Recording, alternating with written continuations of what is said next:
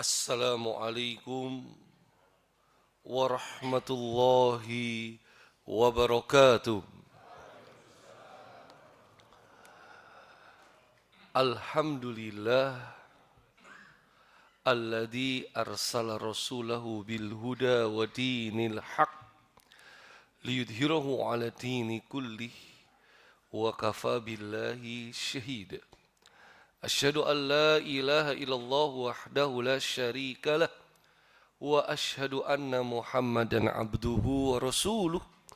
Allahumma salli wa sallim wa barik ala nabiyyina Muhammadin wa ala alihi wa ashabihi wa man tabi'ahum bi ihsanin ila yaumiddin wa ba'd. Bapak Ibu saudara-saudari rahimani wa rahimakumullah, keluarga besar jamaah Masjid Al-Millah, alhamdulillah di hari libur 1 Juni ini ya, sesuai dengan liburnya kenapa? Ya, karena ini disebut hari lahir Pancasila, ya, maka kita coba belajar PMP atau PPKN, ya, yang pasti berbeda dengan yang kita pelajari waktu di sekolah dahulu. Ya, tapi karena kita coba memandang Pancasila dalam bingkai atau dalam syariat Islam. Ya, karena memang seringkali kita itu selalu dituduh anti Pancasila gitu. Atau disuruh memilih, pilih Pancasila atau pilih Al-Quran begitu ya. Atau dianggap umat Islam itu tidak Pancasilais. Nah, gitu, ya. Padahal yang selalu ngomong saya Pancasila, saya Indonesia, korupsi juga ujung-ujungnya. Nah, tapi sebelum ke sini kita akan coba awali cerita-cerita dulu lah ya, kondisi bagaimana semua ini bermula begitu ya. Baik, jadi yang kita lihat ini adalah kekuasaan kekhilafahan ya, atau kita sebut kesultanan aja para jamaah ya. Karena kalau bicara khilafah itu kayak gimana gitu ya. Dari kesultanan Turki Utsmani. Ada yang warna coklat muda sama ada yang warna coklat tua. Nah, di masa jayanya yang warna coklat muda itu sampai ke hampir ke Eropa ya, dan Rusia semuanya udah di wilayah kekuasaannya Turki Utsmani ya, sampai ke Mesir bawah ini ya, sampai ke, ada yang mengatakan sampai ke Nusantara, yaitu ujungnya Nusantara yang kita kenal dengan wilayah kerajaan Aceh Darussalam. Itu disinyalir ya, walaupun bisa diperdebatkan, itu juga wilayah kekuasaannya Utsmani. Kenapa? Karena Raja Aceh Darussalam itu para jamaah sempat meminta bantuan ketika wilayah Aceh dijajah oleh Belanda. Oh, kita pakai speakernya laptop aja para jamaah ya. Kalau speakernya TV nanti wah, malah ya. Hari ini ceritanya Sultan Abdul Hamid itu dapat surat dari Raja Aceh gitu ya.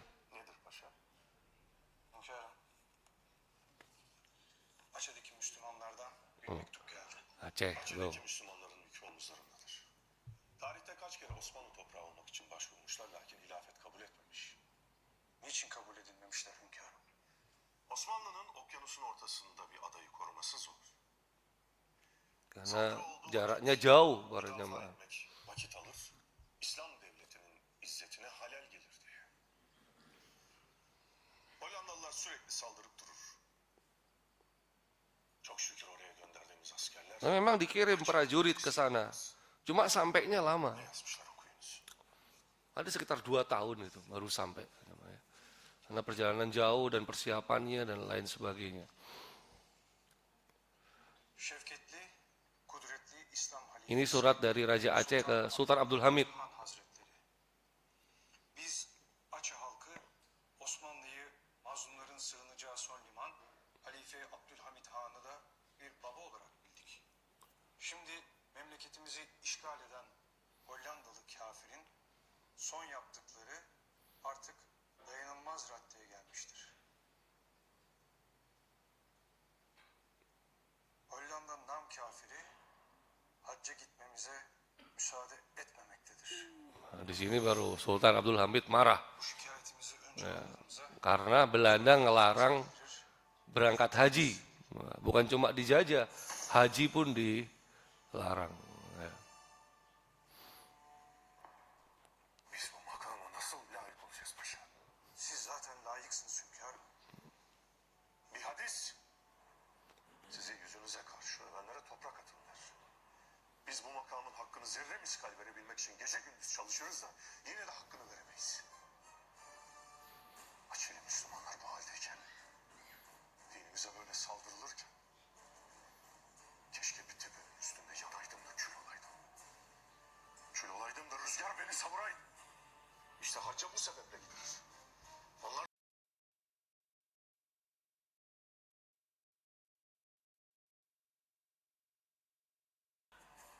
İşte Hollandalılar bu sebeple Açelilerin hacca gitmesini istemezler. Karena pulang haji mesti jadi gerakan perlawanan para jamaah ya. Hanya Belanda itu kemudian mewanti-wanti bagi jamaah haji yang baru pulang, karena begitu pulang mereka pasti bikin pergerakan untuk melawan pemerintahan Belanda. Nah, baik, singkat cerita, di masa-masa yang paling sulit Sultan Utsmani ini, Kesultanan Utsmani itu di warna coklat tua kekuasaannya, Pak. Jadi yang warna coklat muda ini ingin merdeka sendiri dan lain sebagainya, pemberontakan ya. Akhirnya kekuasaan mereka hanya yang ada di coklat tua. Yang di coklat tua ini ya, itu tetap Sultan Utsmani berkuasa terhadap 3 kota suci umat Islam dan 3 masjid suci umat Islam. Mulai dari Baitul Maqdis, Masjidil Aqsa, kemudian Masjid Nabawi sama Masjidil Haram ya. Makanya dulu sempat pernah Sultan Abdul Hamid itu bikin rel kereta api dari Damaskus sampai ke Mekah. Jadi dulu berangkat hajinya itu naik kereta api dulu ya, dulu Pak. Sebelum kereta apinya itu di jalur-jalurnya itu dipecahkan atau diberontak oleh para suku-suku Arab ya, dengan kolaborasi sama agen yang menyusup ya di umat Islam ya, Lawrence namanya. Baik. Nah, khusus untuk Yerusalem saja kita melihat ketika dipimpin oleh Kesultanan Turki Utsmani atau dipimpin oleh kepemimpinan umat Islam, Baitul Maqdis yang menjadi kota suci bagi 3 agama ini berada dalam kedamaian ya. Kurang lebih 400 tahun damai. Ini adalah dokumentasi asli ya para jamaah. Sebelum negara api menyerang, sebelum penjajah menjajah wilayah ini. Kita lihat ini dokumen asli bagaimana Islam dan agama-agama lain yang mensucikan kota ini bisa hidup berdampingan dengan damai. Cameraman employed by the Lumiere brothers filming at Jerusalem station provide the first moving pictures taken in Palestine. From now on, the camera is a recording eye, and what it records is this: a society much like that of Cairo, Damascus, or Beirut, in an Arab city much like any other. 1896. By the end of the 19th century, Palestine has 500,000 inhabitants, of whom 30,000 live in Jerusalem. A veiled woman, a Sunni Muslim, one of the majority. Yang Islam hidup damai, yang Yahudi juga Turns away from the camera. damai ya. Yang Kristen Armenia juga Each damai. Muslim denominations has its church here in the holy city. The holy places of the 3 religions are scattered across a few hundred square meters.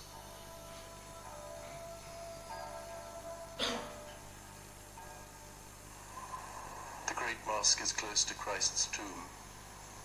Further along at the foot of the Wailing Wall, a Jew is reciting a prayer. Nah, jadi dulu damai, yang Yahudi ke tembok ratapan, His everyday yang Islam ke Masjidil Aqsa, yang Kristen ke gereja, makam suci, ya, semuanya aman, damai. Ya. Sebelum para penjajah datang. 1916. Nah, karena 1916 itu ada sebelumnya ada peristiwa Perang Dunia Pertama yang membuat wilayah Turki yang coklat tua ini, para jemaah, ya, karena kalah dalam Perang Dunia Pertama, wilayah Turki yang coklat tua ini di slice, dipotong kue sama pemenang Perang Dunia Pertama, sehingga kita ngelihat wilayah-wilayah ini jadi wekmu wekku gitu ya. Terserah nih ya, tak bagi-bagi, tak kasih-kasih gitu ya, lewat perjanjian Sykes-Picot ya, ini 1916 ini ya. Jadi ada yang dibagi, ini wilayahnya Inggris, wilayah Prancis, wilayahnya Rusia gitu ya. Ada yang dikasih ke bangsa-bangsa Arab, suku-suku Arab sendiri, karena memang agen Inggris itu pengen suku-suku Arab ini bisa merdeka sendiri, nggak perlu dibawa kekuasaannya Turki Utsmani. Dia makanya negara-negara Arab itu kan benderanya mirip semua, karena kemerdekaan mereka itu diberi sama Inggris, pemenang Perang Dunia yang Pertama, itu Pak ya, mirip-mirip. Beda sama kita, kalau kita kan kemerdekaannya kita rebut, ya itu pun juga karena ada Perang Dunia Pertama yang jadi pemicu ketika Jepang menguasai wilayah ini, mengalahkan Belanda, Jepang malah dibom Hiroshima, Nagasaki. Akhirnya Jepang menyerah, kemudian kita mengambil alih kekuasaan itu dari Jepang. Ya. Inilah, nggak selesai dari situ para jamaah ya, karena setelah wilayah ini dicaplok, ya, Turki itu masih punya wilayah, tapi kecil yang paling atas ini. Ya. Kecil aja dia yang paling atas ya. Bayangin ya, dari seluas ini yang coklat muda, coklat tua, sekarang Turki cuman kecil aja di sini ya. Kecil aja dia. Ya, di sini ya, ini sampai Anatolia sih para jamaah ya. Kecil aja ya, di sini. Nah, ya. Itu disinilah petaka, ya kita sebut petaka begitu ya. 3 Maret 1924, karena Kesultanan Turki Utsmani itu benar-benar akhirnya hilang dari peradaban umat Islam. Ya.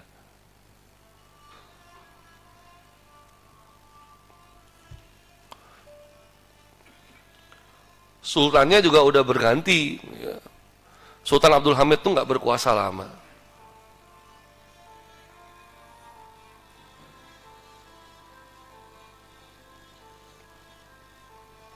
Nah ini Sultan terakhir. Ya. Pemimpin ke-37 setelah 400 tahun. Karena sistemnya monarki ya, kerajaan. Jadi masih keluarga yang memimpin itu.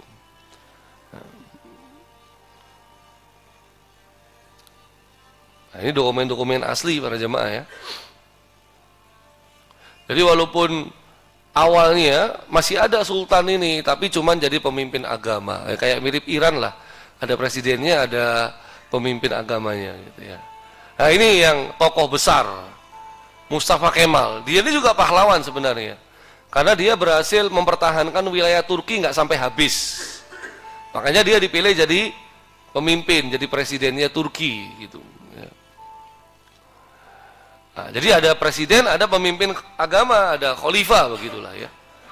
Tapi khalifahnya ya udah kayak macan ompong, nggak kayak Iran. Kalau Iran kan berkuasa lebih malahan.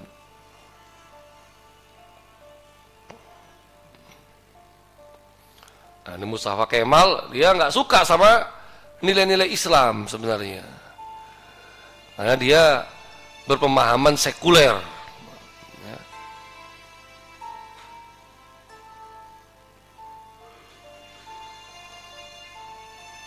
Nah, jadi walaupun dia disebut sultan ya, tapi udah macan ompong begitu.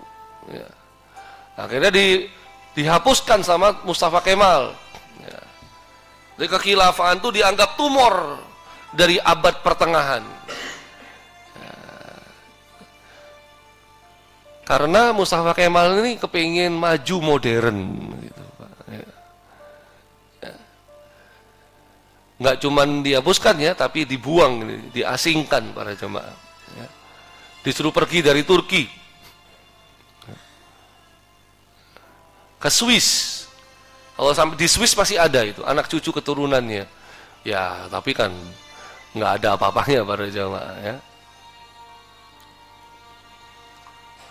Mustafa Kemal ini tokoh yang dari kekhilafan Utsmani yang bernilai Islam jadi sekuler. Coba dia bilang itu para jamaah. Kan nggak mungkin bagi kita mengenakan jubah dan surban lagi. Sedangkan kita sudah mengaku di seluruh hadapan negara-negara bangsa-bangsa lain kita negara modern. Jadi dia menghapus nilai-nilai Islam sejak masa kepemimpinannya. Makanya sampai di Turki itu sampai ada azan, tapi azannya pakai bahasa Turki. Ya. Saking nggak maunya nilai-nilai Islam. Ya. Ya. Ya, itulah masa-masa ya kelam.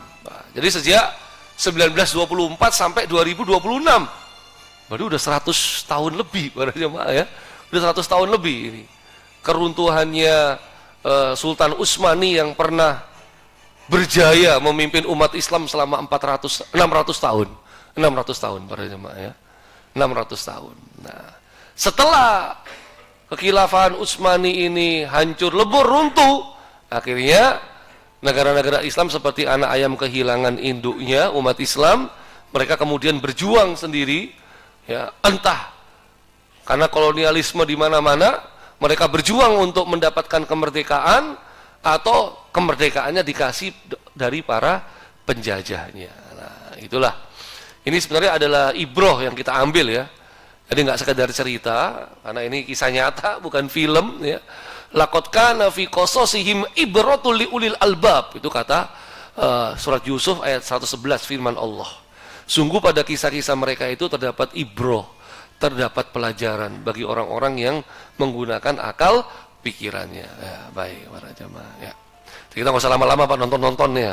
Ini nggak jadi kajian, nonton melulu ya. Kajiannya kapan? Baik. Ya. Jadi sekarang, nah ketika kita merdeka, kita punya dasar negara, gitu ya. Jadi atau ideologi negara, gitulah ya.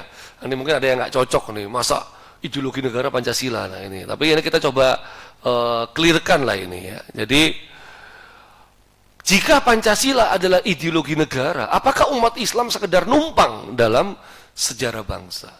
Perlu kita luruskan, ada narasi yang keliru. Umat Islam sering diposisikan sebagai pihak yang terpinggirkan atau sekedar menerima dasar negara. Ya, padahal kita perlu menjawab ini secara ilmiah supaya mengubah total cara kita memandang identitas Islam yang ada di Indonesia. Karena saya yakin ya walaupun nggak 100% lah, rata-rata ketika pelajaran Pancasila seringkali guru PPKN ya, atau dosen Pancasila mungkin terlewat membahas Pancasila dalam pandangan Islam. Jadi dianggap Pancasila itu netral. Itu kita akan coba luruskan ini. Ya. Jadi kita bongkar dulu mitos sejarah bahwa umat Islam ini bukan penumpang dalam gerbong kemerdekaan. Pancasila bukan sekedar ideologi sekuler yang dipaksakan kepada umat Islam, bukan. Sejarah membuktikan bahwa peran besar dan negosiasi kelas tinggi para ulama dalam membangun arsitektur negara. Ya. Jadi perlu kita ingat bahwa umat Islam Indonesia itu adalah arsitek utama berdirinya negeri ini. Pemilik iya, pembangun iya, pewaris sah iya. Ya, ini dia. Jadi kita bukan numpang doang, bukan ya. Kita ini yang ikut memiliki, ikut membangun, ikut mewarisi, ya, ikut mewarisi. Ini yang kadang-kadang sering dilewatkan ya dalam pembahasan sejarah. Sehingga perlu kita ingatkan ya, kita telusuri fakta-fakta otentik perumusan negara yang sering luput dari ruang kelas. Semua itu bermula dari 29 Mei tahun 1945 dari puluhan anggota BPUPKI ya, Badan Persiapan Usaha kemerdekaan Indonesia. Badan Penyelidik Usaha Persiapan Kemerdekaan Indonesia. Udah lupa-lupa ingat para jamaah ya. Nah, ini 67 anggota ini mayoritas agamanya adalah Islam. Sehingga sidang-sidang itu didominasi secara mutlak oleh tokoh-tokoh Islam. Nah, 29 Mei, 30 Mei, 31 Mei, 1 Juni. Nggak tahu tahun 45 sampai 31 apa enggak. Ya. Dari situ 1 Juni ketika mereka mempersiapkan untuk merumuskan dasar ideologi negara, maka Bung Karno mengusulkan nama Pancasila. Nah, ini ya. Satu, ketuhanan yang Maha Esa. Belum ya. Karena usulan Bung Karno 1 Juni tahun 45 itu beda dengan Pancasila yang kita kenal hari ini. Nah, karena kan masing-masing komisi sidang begitu ya, masing-masing peserta sidang boleh mengusulkan. Silakan. Untuk dasar negara, ideologi negara gimana? Ini notulensia ada, semua menjadi dokumen negara resmi. Ya. Ada, ya. Bisa dilacak, bisa diteliti, ya. Yang nggak boleh kita lupakan. Jadi Bung Karno mengusulkan 1 Juni Pancasila. Nah, Pancasilanya kayak begini. Ketuhanan ditaruh sila nomor 5, ya kan? Terus Muhammad Yamin, Supomo, ya. Akhirnya debat tuh, ya, kan nggak ada kata sepakat. Gimana ini? Ya, debat akhirnya mereka. Kita harus segera punya dasar ideologi negara. Perdebatannya sangat sengit, keras ya, karena dari 29 Mei sampai Juni awal, Juni pertengahan, debat terus. Di situ tokoh-tokoh Islam pun juga mengusulkan. Perlu juga kita baca para jamaah ya, bagaimana tokoh-tokoh Islam itu berdebat, mengajukan gagasannya, usulannya, pemikirannya. Ya, banyak tokoh-tokoh yang minta supaya Islam ini, Indonesia ini dasar negara atau ideologinya adalah Islam. Dan banyak yang mengutip ayat-ayat Quran dan segala macam. Salah satu yang terkenal Ki Bagus Hadikusumo. Itu beliau yang paling banyak. Ada kurang lebih 13 ayat Al-Quran kalau saya baca notulensi sidangnya itu. 13 ayat Quran yang diajukan oleh beliau dalam sidang BPUPKI ini. Supaya Indonesia dasar negaranya adalah Islam. Gitu. Ya, luar biasa itu. Perlu kita baca. Jadi jangan nggak langsung bleng jadi Piagam Jakarta. Enggak, itu ada perdebatan yang sengit. Nah, maka dari sini akhirnya Bung Karno karena nggak ada kata sepakat, Bung Karno mengusulkan, ya sudah, kita rapat kecil terbatas saja kalau gitu. Masing-masing yang pro dengan usulan-usulan tadi, ayo kita ambil perwakilannya saja. Kita jadikan panitia 9. Nah, panitia 9 ini ya. Ada yang sudah mewakili dari 67 anggota BPUPKI tadi. Nah, panitia 9 ini 4 dari perwakilan Islam, 4 dari perwakilan Islam juga sih, cuman ya nggak mau Islam itu dijadikan dasar negara, gitu aja. 1 dari perwakilan Kristen. Ya, jadi di sini kan berimbang ini. Jadi bukan sekedar memohon atau menerima draft dari pihak lain. Ya. Siapa saja? Kiai Haji Wahid Hasyim. Nah, ini dari Nahdlatul Ulama, gitu ya. Ki Bagus nggak ikut. Ki Bagus nggak ikut ya panitia 9. Tapi ini tokoh-tokoh yang tetap ini ya menjembatani aspirasi syariat umat Islam dengan semangat persatuan nasional. Visi utamanya sila pertama wujud nyata dari konsep tauhid.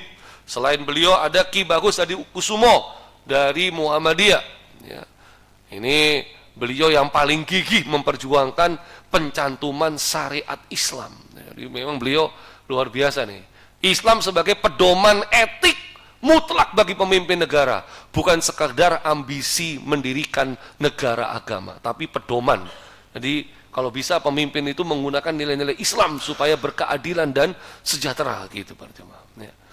Ada pula Kiai Haji Agus Salim, ya ini Kita kenal ya The Grand Old Man ya, fotonya kok jadi jelek Pak ya. Padahal fotonya nggak kayak begitu ya. Diplomat ulung berkaliber internasional, fasih berbagai macam bahasa. Nah, ya. Visi utamanya menyatukan tradisi keislaman yang kuat dengan gagasan kebangsaan modern, membuktikan bahwa keduanya tidak bertentangan. Ya, jadi dari sekian banyak tokoh-tokoh Islam paling tidak lah kita ambil 3 pilar ini ya, 3 pilar ini ya. Kiai Haji Wahid Hasyim, Ki Bagis Adikusumo, sama Kiai Haji Agus Salim, para jamaah ya. Ini punya masing-masing peran mewakili dari berbagai macam ormas-ormas Islam. Kiai Haji Agus Salim itu kalau nggak di syarikat Islam ya, atau di Persis ya, Kiai Haji Agus Salim itu. Baik. Nah, dari sini kemudian 9 perwakilan panitia ini melahirkanlah yang kita kenal dengan nama The Jakarta Charter alias Piagam Jakarta. Yang kenapa diambil nama Piagam? Kita nggak boleh pungkiri, ini mengambil dari nama Sohifatul Madinah alias Piagam Madinah. Nah, ini ya, maka disebut oleh Bung Karno ini adalah jalan tengah antara golongan Islam dan kebangsaan. Ini bukti absolut umat Islam itu merumuskan blueprint cetak biru kenegaraan. Kita yang merumuskan. Jadi kita itu nggak boleh jauh-jauh dari Pancasila, Pak. Ya, karena Pancasila itu kita yang ikut merumuskan. Ya, walaupun nanti Pancasila ditarik kemana-mana. Nah, bunyi sila pertamanya, nah ini yang berbeda dengan Pancasila yang kita kenal. Ketuhanan dengan kewajiban menjalankan syariat Islam bagi pemeluk-pemeluknya. Wah, ini para jamaah, hasil ini dibawa lagi ke sidang, diprotes lagi. Yang protes siapa coba? Ki Bagus Adikusumo. Loh, kok protes? Kan ada syariat Islam. Kata Ki Bagus, bukan cuma pemeluk-pemeluknya. Islam itu untuk semua agama dan semua manusia. Harusnya ketuhanan dengan kewajiban menjalankan syariat Islam bagi seluruh warga negara. Gitu, Pak. Ki Bagus kayak begitu, Pak, ya kan? Itu dulu ya. Ki Bagus gitu para jemaah ya. Jadi yang Kristen tuh nggak mau, yang sekuler nggak mau, yang Ki Bagus juga nggak mau. Tapi lagi-lagi ini sudah jalan tengah. Sepakat diketok kita ideologi negara, dasar negaranya ini. Setuju semua. Krek 22 Juni 45. Nah, ini yang kita pegang. Sampai kita menuju 17 Agustus 17.800. Kalau itu nilai dolar kita para jemaah ya kan. Nah, itu ya, katanya nanti apa 17.0845 itu rencana. Tapi udah lewat. Udah lewat ya. Tenang aja para jemaah ya. Kan kayaknya para jemaah kan belanja di Pondok Jati nggak pakai dolar gitu Pak ya kan. Nanti tenang aja lah ya. Baik. Nah, Bapak Ibu sekalian, nah inilah kondisi setelah proklamasi ya. Sebenarnya 17 Agustus pagi lah kita merdeka ya. 17 Agustus sore Bung Hatta itu ditelepon sama perwakilan Angkatan Laut Jepang. Yang sampai sekarang sih masih misteri ya, siapa Angkatan Laut Jepangnya itu, tapi Bung Hatta mengakui itu adalah Angkatan Laut Jepang bersama ada perwakilan dari Indonesia Timur. Ya. Indonesia Timur tuh ya wilayah sana para jemaah ya. Sehingga perwakilan Angkatan Laut Jepang ini mengatakan Indonesia Timur tidak mau menerima sila pertama. Kalau sila pertama itu masih dipaksakan dijadikan dasar ideologi negara, maka kami akan memisahkan diri dari Indonesia. Wah, itu Pak ya. Jadi padahal yang sesuatu yang udah disepakati tanggal 22 Mei itu tanggal 22 Juni itu dicoba dikhianati pada tanggal 17 Agustus sore para jemaah. Ada keberatan. Posisi kita hari ini waktu itu ya, Jepang antara tali ulur, kasih merdeka nggak ya? Kasih merdeka nggak ya kan gitu ya? Udah punya Jepang kok kita kasih ke dia kan gitu ya. Belanda mau ngambil kesempatan ya. Mumpung Jepang udah kalah, tak ambil lagi Indonesia kan begitu ya. Jadi mau nggak mau situasi kita tuh serba rumit.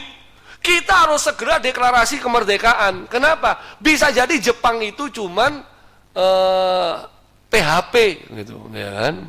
Dan bisa jadi Belanda mau mengambil alih kembali. Sehingga Bung Hatta sama Bung Karno akhirnya menyampaikan ini kepada tokoh-tokoh Islam. Nah, tokoh-tokoh Islam saat itu ya, itu ada, ini yang Tengku Hasan nih yang saya agak ragu. Tapi kalau Ki Bagus sama Wahid Hasim sama Kasman ya, Wahid Hasim ini kayaknya juga udah pulang ke Surabaya.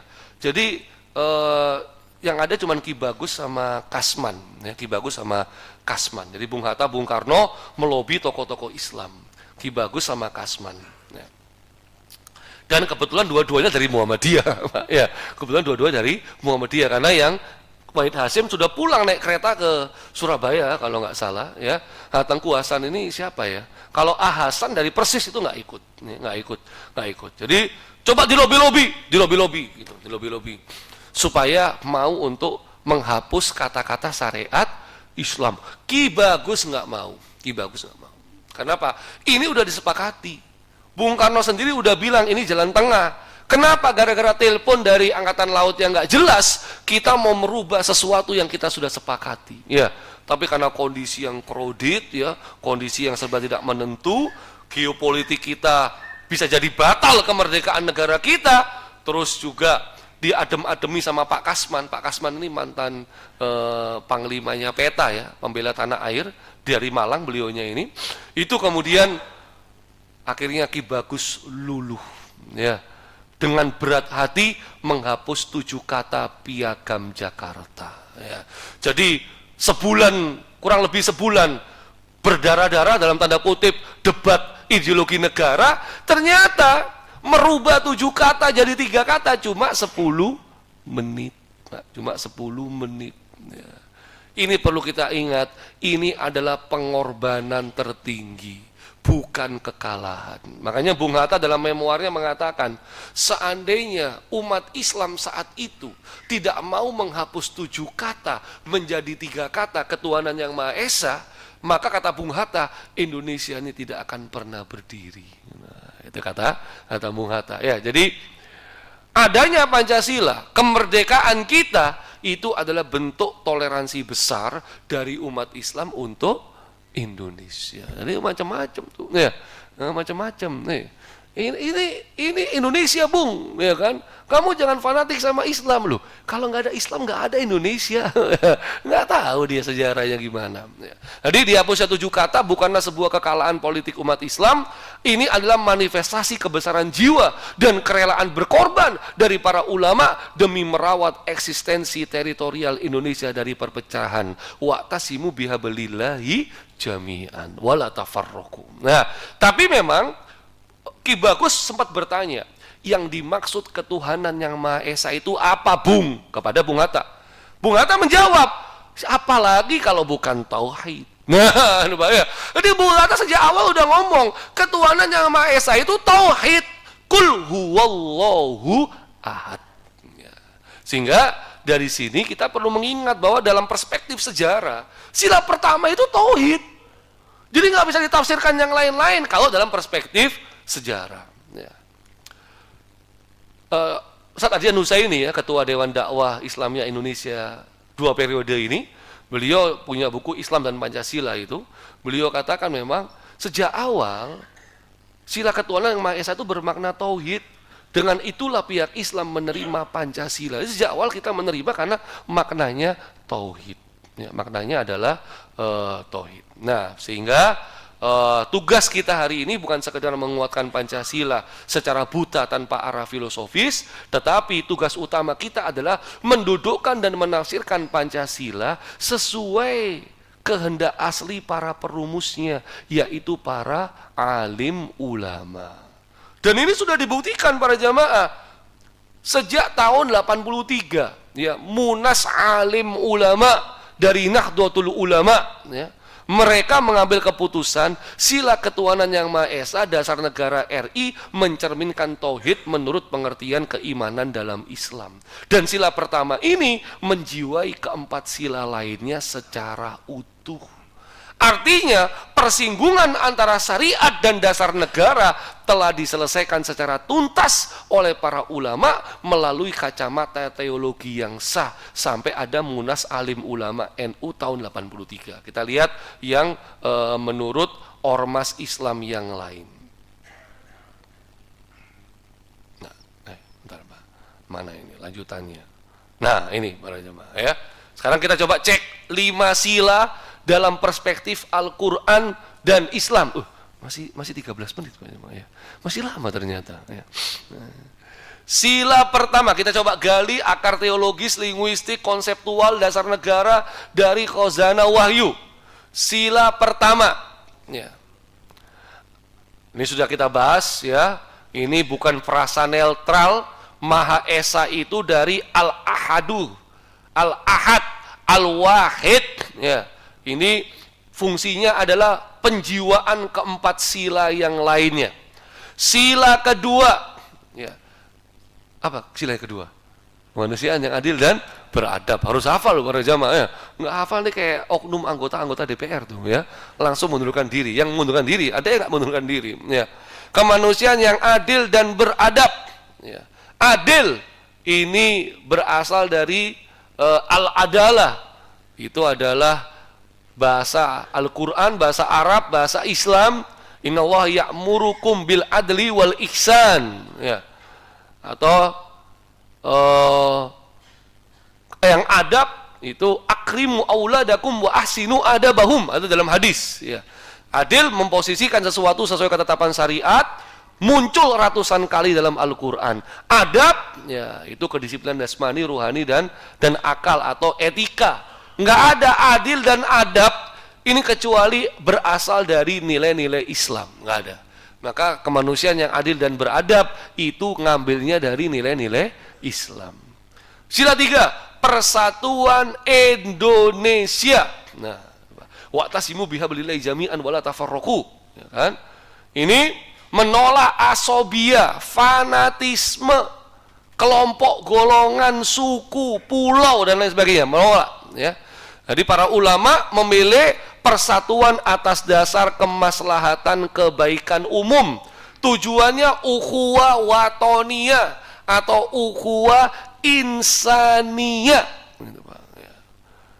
Persaudaraan kemanusiaan maupun persaudaraan kebangsaan. Keempat, kerakyatan yang dipimpin oleh hikmat dalam permusyawaratan perwakilan ya. Hikmat, nah itu kan nasihat Luqman kepada anaknya ya kan, itu juga wa man yu'tal hikmah faqad utiya khairan katsira. Itulah Luqman yang mendapatkan hikmah dari Allah Subhanahu wa taala. Hikmah ini pemikiran mendalam berbasis wahyu, bukan sekedar opini mayoritas. Maka hikmah ini beda ya. Dan nggak semua orang dapat hikmah. Semua orang bisa dapat ilmu, tapi belum tentu dia bisa dapat hikmah. Hikmah itu adalah wisdom atau kebijaksanaan dan lain sebagainya. Makanya Luqman termasuk yang hebat dalam Al-Quran, dalam surat Luqman, karena Luqman punya ilmu dan Luqman juga punya hikmah. Ya, kalau kita nggak punya, kecuali istri kita namanya Bu Hikmah. Nah itu ya, dipunya kita ya. Musyawarah ya, wasyawirhum fil amri fa idza azamta fatawakkal Allah. Ada surat Asy-Syura, itu berasal dari musyawarah yang kita gunakan dalam Pancasila sila keempat. Jadi musyawarah bukan voting. Kalau kita kan dikit-dikit ya udah voting aja, wah ya Pak ya. Jadi nggak musyawarah malahan. Belum musyawarah sudah voting. Yang kelima juga sama ya. Keadilan sosial bagi seluruh rakyat Indonesia, melarang penumpukan kekayaan pada segelintir oligarki. Wah, kok sebutannya oligarki ya, serem juga nih ya. Islam menyediakan instrumen struktural zizwaf, zakat, infak, sodako, wakaf yang memompah darah ekonomi jauh sebelum konsep modern lahir. Ya. Makanya kaila yakuna dzula bainal agniya'i minkum. Harta itu jangan hanya beredar di antara orang-orang kaya saja, di antara kamu gitu ya. Makanya kalau bisa proyek MBG ini, program MBG, keliru para jemaah ya.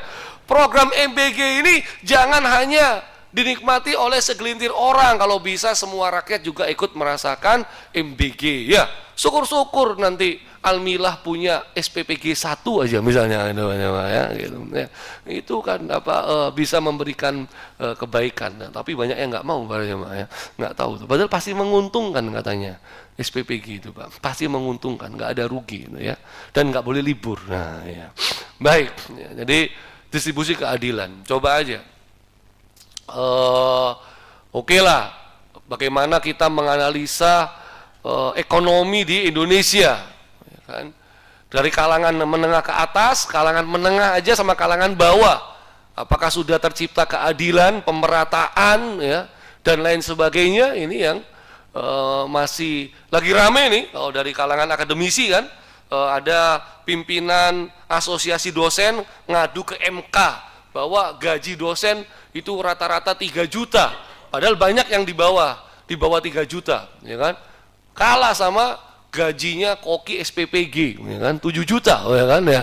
Dosen kalah itu Pak. Ya, jadi protes ke MK, padahal dosen itu, ya. Ngomongnya sak dos duitnya sak sen para jemaah ya. Gitu kayak saya.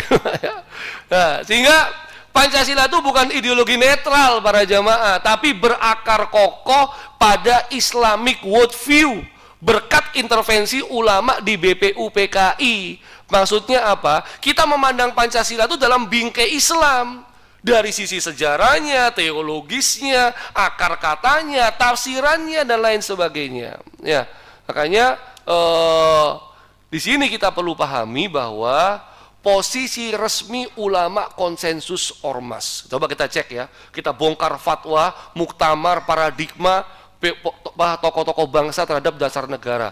NU situ Bondo sudah sempat saya spill tadi, ya.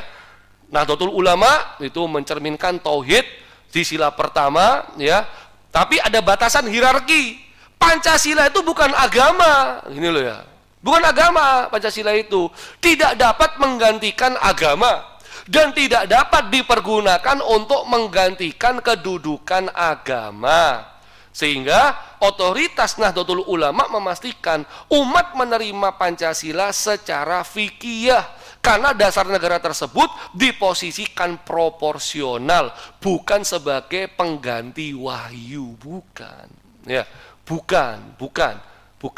Muktamar Muhammadiyah ke-47 tahun 2015 ya, itu menjelaskan bahwa Indonesia dengan Pancasilanya adalah Darul Ahdi Wasyahadah. Kalau dalam fikih Islam terdahulu, misalnya kita lihat kitab Al-Ahkamul Sultaniyah, ya, karangan Imam Al-Marwadi, itu negara dibagi 4. Ada Darul Islam, negeri Islam, Darul Kufr, negeri yang bukan Islam, Darul Imam, negeri punyanya satu orang, gitu Pak. Ya, negeri punyanya satu orang, satu keluarga, sama aja para jamaah ya. Sama ada Darul Bugot, negeri punyanya pemberontak, karena diberontak di situ. Ya, itu pembagian fikih Islam dalam tata negara. Nah, Muhammadiyah menambahkan nih dengan perspektif kehidupan modern kita hari ini yang khilafah nggak ada, itu Darul Ahdi Wasyahadah. Maksudnya apa Darul Ahdi? Ini negara kesepakatan, elemen-elemen bangsa. Mematuhi konstitusi adalah wajib syar'i selama tidak maksiat.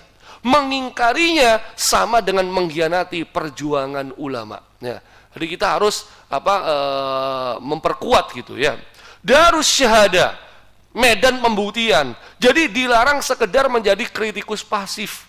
Umat wajib menghadirkan khairu ummah dengan mengisi wadah negara ini melalui pendidikan, ekonomi, dan politik beradab. Ini posisi Muhammadiyah para jamaah ya.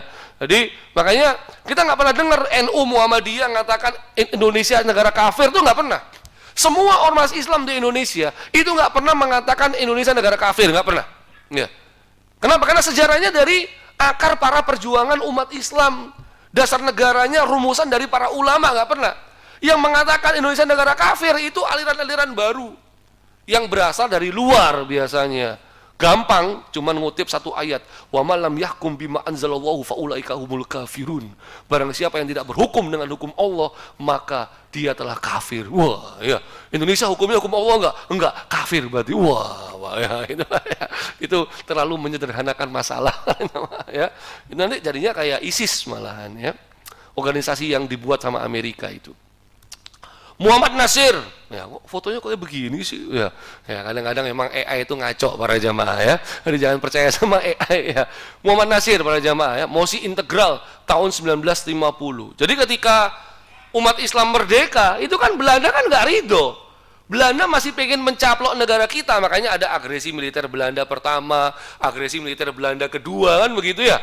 Nah, disinilah posisi Muhammad Nasir yang kemudian dari negara RIS, Republik Indonesia Serikat, bentukan Belanda, dirubah menjadi NKRI. Muhammad Nasir melobi semua tokoh-tokoh bangsa, melobi semua pemimpin-pemimpin daerah. Semuanya diajak sama Muhammad Nasir, ayo kita bersatu menjadi NKRI. Kenapa? Supaya Belanda tidak bisa menggoyahkan persatuan kita.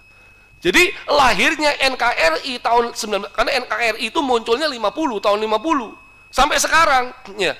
Tahun 45 masih RIS namanya itu. Nah, NKRI ini siapa yang menjadikan penggagas, perumus, bahkan penentu, pemain utamanya ya, pemain utamanya. Pokoknya jangan sampai penaltinya nggak gol kayak kemarin Arsenal para jamaah gitu ya. Udah pemain utama nggak gol lagi ya kan. Nah itu. Nah, siapa pemain utamanya? Muhammad Nasir. Siapa Muhammad Nasir ini? Dari Persis, Persatuan Islam, lagi-lagi dari umat Islam. Jadi NKRI itu dari Muhammad Nasir, tokoh Persis umat Islam tuh.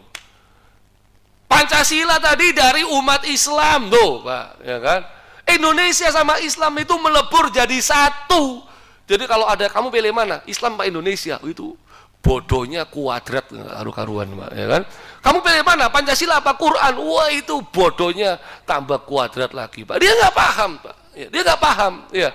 Dan pelajaran ini nggak ada ketika di bangku sekolah, bangku kampus, ya.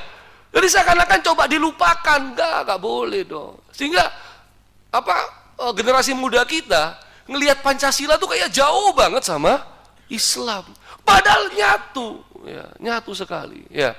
Jadi kata beliau, bagi umat Islam Indonesia, Pancasila bukan masalah. Yang menjadi masalah adalah bagaimana Pancasila ditafsirkan dan diaplikasikan. Kalau Pancasila sejalan dengan nilai Islam, ini jadi kekuatan. Tapi kalau dijadikan alat gebuk bagi umat, ini pengkhianatan terhadap pendirinya. Maka kalau kita lihat matriksnya, NU, Muhammadiyah, Masumi, ya, itu Pancasila cerminan tauhid, Pancasila darul ahdi, Pancasila sah sebagai wadah negara, ya. Kesimpulannya, seluruh faksi utama umat sepakat secara syar'i menjaga Pancasila secara proporsional para jamaah. Ini gimana? Tambah 10 menit apa? Cukup? Tambah para jamaah ya? Langsung sholat suruh gitu ya? Baik, ya. Ada sarapan berjamaah atau puasa semua kan? Ya, puasa semua, ya. Jadi ya mohon maaf para jamaah ya. Tasriknya udah selesai soalnya ya. Baik. Ini sekarang teologi keadilan dan realitas geopolitik. Ya, jadi implikasi adalah meruntuhkan fatalisme. Umat di sistem negara pun wajib menjadi penegak keadilan objektif. Qawamina bil qist. Benturan antara Islam dan keindonesiaan adalah ilusi historis. Jadi kalau ada yang membenturkan antara Indonesia dengan Islam, dia nggak paham sejarah. Pancasila ini rumah bersama, ya. Kita perlu paham, Pancasila itu rumah bersama yang mana disepakati oleh founding father kita, disepakati secara sah, syar'i dan sosiologis. Nah, terus gimana? Nah, ini yang terakhir para jemaah, ya. Ini harus kita tuntaskan Pancasila. Pokoknya Pak, ya nggak boleh nggak tuntas, harus tuntas tas. Karena sekarang Pancasila ada ancaman nyata. Nah, ini Pak, ya. Terdapat narasi-narasi usang yang secara sistematis memposisikan umat Islam sebagai ancaman bagi eksistensi Pancasila. Padahal faktanya umat Islam itu bukan ancaman, tapi benteng utama penjaga dasar negara. Pancasila terancam oleh distorsi penafsiran sekuler dan liberal. Penafsiran sekuler, penafsiran liberal, didukung sama instrumentasi politik, sekularisasi lewat pendidikan. Sekuler gimana para jamaah? Coba kita lihat ya. Mereka mereduksi sila pertama. Ya. Dimenafsirkan ketuhanan secara hampa nilai. Wah, coba, ya. Bahkan yang dimaksud sila pertama dia Tuhan-Tuhan semua agama. Wah, tambah kacau balau para jamaah. Ya. Ada yang menafsirkan, Pak. Ada yang menafsirkan seperti itu. Ya. Nih. Dan mereka memisahkan secara paksa tata nilai agama dari ruang kebijakan publik dan kenegaraan. Ya. Dampaknya gimana? Menghilangkan ruh spiritual yang menjadi nyawa dari perumusan awal dasar negara kita. Jadi seakan-akan kalau kebijakan negara Indonesia nggak pakai agama itu dianggap sah. Ya. Karena Pancasila itu tidak ada nilai-nilai agamanya. Wah, ini ngawur para jemaah. Ini kerjaannya orang-orang sekuler. Yang kedua, penafsiran liberal, legitimasi penyimpangan berkedok kebebasan, manipulasi hak asasi manusia, LGBT, perzinahan, minum khamr, pornografi, semuanya boleh. Kenapa? Kebebasan berekspresi, dan ini sesuai penafsiran Pancasila secara liberal. Ini ngawur, Pak. Ya. Kenapa? Kita ini Pancasila bukan Islam. Ya. Semua yang nyeleneh-nyeleneh boleh ke sini. Wah, ini Pak. Ya. Naudzubillah ini. Ya. Sehingga akhirnya melindungi tindakan penistaan dan pelecehan simbol agama dengan alasan hak berpendapat yang liberalistik. Ini ancaman Pancasila kita. Dan sepertinya memang pelajaran Pancasila itu dibawa tidak kepada nilai-nilai agama hari ini. Ya. Seakan-akan dia berdiri sendiri. Ancaman ketiga, instrumentalisasi politik. Ya. Jadi menggunakan label anti Pancasila dan radikal secara serampangan untuk membungkam aspirasi konstitusional. Akhirnya memproduksi narasi kebencian untuk memfitnah ormas Islam dan melakukan kriminalisasi terhadap para ulama yang kritis. Ya, sebut saja FPI, ya kan? Sebut saja Habib Rizik. Habib Rizik itu tesisnya itu tesis apa disertasi ya, itu bahas Pancasila. Ya kan, wah ini kan jadi apa, kok bisa gitu ya. Akhirnya jadi monopoli kebenaran. Pancasila itu diklaim tafsir tunggal untuk menyingkirkan lawan politik dan kelompok agamis. Nah, ini ngawur nih Pak ya, padahal sudah katakan Pancasila itu rumah bersama ya. Ancaman keempat, sekularisasi pendidikan, penggeseran agama dari kurikulum. Jadi upaya sistematis menggeser atau mengurangi porsi pendidikan agama dari kurikulum pendidikan nasional, mengganti pendidikan agama dengan pendidikan moral sekuler yang dilabeli netral agama. Mungkin di kampus-kampus kita nggak ada, ya. Tapi kalau di kampus-kampus umum atau di kampus-kampus yang bukan Islami gitu, ya, sebut saja depannya P apa depannya C gitu ya. Itu kalau yang mahasiswa Islamnya dapatnya pelajaran ini religion gitu Pak, ya. Ya, religion studies gitu aja. Tapi secara umum, jadi nggak ada, harusnya kan secara undang-undang dia agamanya apa, ya dia harus disiapkan dosen sesuai agamanya gitu ya. Tapi ini susah dipatuhi dan ditaati. Sehingga muncul generasi yang cerdas tapi rabun secara spiritual dan tercabut dari akar keimanannya. Maka di sini kita perlu ingat, ya ini bukunya Ustadz Ardian Nusaini ya. Pancasila bukan untuk menindas hak konstitusional umat Islam. Bangsa ini tidak butuh indoktrinasi Pancasila yang sekedar retorika kosong. Saya Pancasila, saya Indonesia, saya juga korupsi. Nah itu Pak ya. Melainkan pendudukan Pancasila secara tepat dan proporsional. Ya, itu. Jadi jangan kita menjaga NKRI, ujung-ujungnya korupsi. Waduh ya. Indonesia ini negeri Muslim terbesar di dunia. Sedang dalam proses penyempurnaan. Umat Islam nggak boleh minder karena umat Islam ini pemilik sah sejarah bangsa ya. Kita nggak perlu ganti negara, nggak perlu kita isi negara ini dengan kebaikan gitu ya. Nggak perlu kita rubah negara ini, nggak perlu kita isi negara ini dengan nilai-nilai yang baik kan gitu. Maka kita dudukkan Pancasila secara proporsional sebagai dasar negara. Iya karena kita sebut ini sebagai kalimatun sawa ya. Ini kesepakatan hidup bersama dengan pemeluk-pemeluk agama lain. Sebagai pesaing agama tidak. Jangan pernah menarik Pancasila menjadi agama baru atau pandangan hidup yang dihadap-hadapkan sebagai saingan wahyu ilahi. Jadi jangan sampai berbuat baik karena Pancasila, berbuat baik karena agama gitu Pak, ya kan? Karena dulu di masa Orde Baru sempat itu, ya. Makanya sampai Presiden Soeharto diprotes sehingga beliau mengatakan jangan mempancasilakan agama, jangan mengagamakan Pancasila. Nah, karena sempat dianggap Pancasila ini pesaing agama. Sehingga kesimpulan logis gimana? Setiap agama silakan memiliki konsep pandangan hidup masing-masing yang paripurna. Pancasila hadir sebagai ruang perjumpaan, bukan pengganti syariat. Terakhir para jamaah, 5 tanggung jawab utama Muslim Indonesia. Ya, setelah menyadari ancaman real, umat Islam tidak boleh berhenti pada kritik. Kita harus beranjak menuju ranah aksi, dedikasi, dan kepemimpinan strategis. Mumpung ini kita peringati hari lahir Pancasila versi Bung Karno, ya kan? Karena kalau versi Piagam Jakarta ya 22 Juni, berubah jadi versi Bung Karno ini sejak Presiden Jokowi menjabat, ya kan? Dirubah. Padahal kan 1 Juni itu belum lahir, jadi masih embrio. Lahirnya itu 22 Juni. Tapi sah akikonya 18 Agustus para jamaah gitu Pak ya. Jadi masih nyambung gitu ya. Embrio 1 Juni, lahir 22 Juni, akikoh 18 Agustus para jamaah ya. Nih, gara-gara masih bau-bau kambing. Yang pertama aksinya gimana? Kuasai narasi sejarah asli.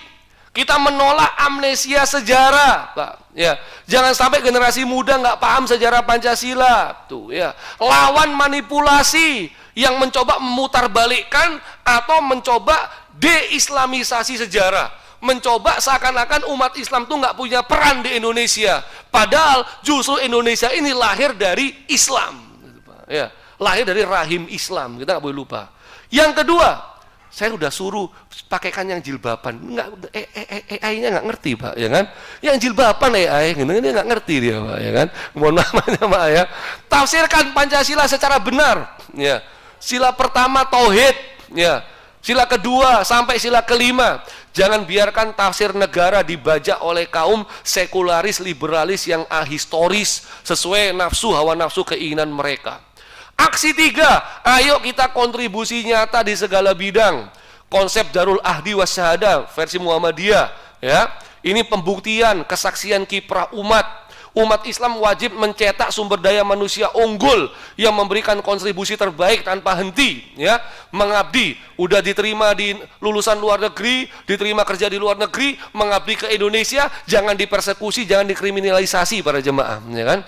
Cakupan kontribusi, hadirkan solusi nyata berbasis keislaman di bidang sains, teknologi, ekonomi, hukum, budaya, pertahanan, politik strategis. Mari kita berikan kontribusinya supaya mencegah stunting, supaya mencegah kekurangan gizi generasi bangsa masa akan datang. Maka ada program MBG para jamaah, ya kan ya, itu versi pemerintah. Ya, versi kita apa gitu ya?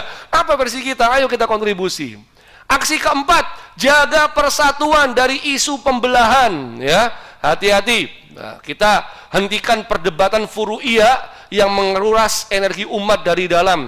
Jangan mudah diadu domba, diprovokasi, dipecah belah oleh isu-isu rekayasa yang sengaja digoreng untuk melemahkan posisi politik umat Islam, ya. Yang kelima, ayo berani bersuara, ya. Sikap paling Pancasilais. Jadi amar ma'ruf nahi mungkar harus jalan. Jangan berdiam diri terhadap penyimpangan konstitusi, ya. Ketika Pancasila ditafsirkan sepihak untuk menekan umat Islam, ayo umat wajib bersuara. Jangan malah memang Pancasila itu bukan dari kita. Kita memang harus ganti Pancasila, jangan Pak, ya kan? Itu malah dianggap pemberontak, enggak. Ya, kita amar ma'ruf nahi mungkar, kita koreksi arah negara agar tidak melenceng dari rel ketuhanan dan keadilan. Itu wujud cinta tanah air dan sikap yang paling Pancasilais. Maka perlu kita ingat bahwa ini sebenarnya adalah amanah kepemimpinan, ya. Kita coba bedah teologis. Umat Islam ini adalah pembangun bangsa ini. Mulai tanggal 1 Juni ini para jamaah, hentikan mentalitas inferior, tidak percaya diri. Kita tidak lagi memperingati kelahiran dasar negara sebagai orang lain, sebagai penonton atau sebagai kelompok minoritas yang pasrah, tapi kita berdiri memperingatinya sebagai tuan rumah, ahli waris dan pemilik sah sejarah bangsa di negeri mayoritas Islam terbesar di dunia. Bagaimana mereka berkorban untuk kita, giliran kita berkorban untuk generasi penerus kita para jamaah. Ya, maka punchline sejarahnya adalah tanpa Islam nggak ada Pancasila, tanpa ulama tidak ada Indonesia. Ini bukan wujud kesombongan atau arogansi identitas, ini fakta sejarah mutlak yang harus kita genggam erat agar kita tidak kehilangan kompas jati diri kita sebagai Muslim Indonesia yang bangga, bermartabat, dan terus berkontribusi. Mudah-mudahan Allah berkahi negeri yang kita cintai ini. Amin. Allahumma amin. Hadanallahu wa iyyakum ajmain wa sallallahu ala nabiyina Muhammadin wa ala alihi wasallam wa akhiru da'wana anil hamdulillahi rabbil alamin wa lafu minkum wassalamu alaikum warahmatullahi wabarakatuh.